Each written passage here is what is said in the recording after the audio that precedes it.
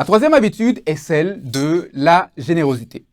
Et la plupart d'entre vous êtes probablement familiers avec le principe de la dîme, qui signifie 1/10 du revenu qui était apporté dans le temple, soit l'église locale, afin d'assurer le fonctionnement du temple et la prise de soin des nécessiteux. Il est important de savoir que Dieu n'a pas besoin de vos dons pour vous aimer. Et c'est important que quelqu'un l'entende.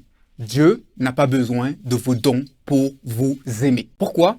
La Bible dit dans l'épître de Romains que Dieu prouve son amour envers nous en ce que lorsque nous étions encore des pécheurs, Christ est mort pour nous. Et donc, Dieu n'a pas attendu que nous fassions quelque chose pour que lui commence à nous aimer. Il n'a pas attendu que nous fassions quelque chose pour que lui, il initie une action de salut envers nous. Et donc, c'est important de savoir qu'avec ou sans vos dons, Dieu vous aime. On ne donne pas pour être aimé de Dieu, mais on donne par amour pour Dieu. On ne donne pas pour être aimé de Dieu, mais on donne par amour pour Dieu. Il est aussi important de savoir que on ne donne pas pour avoir des faveurs ou pour acheter des miracles. C'est ce que peut-être d'autres dieux demandent, mais pas le Dieu du christianisme. Paul, en parlant du Dieu du christianisme dans l'épître aux Romains, dira dans Romains 11, les versets 35, dans la version française courante, il dira « Qui a pu le premier lui donner quelque chose pour recevoir de lui un paiement en retour? Car tout vient de lui, tout existe par lui et pour lui. » On ne donne pas pour acheter Dieu ou parce qu'on veut recevoir plusieurs fois.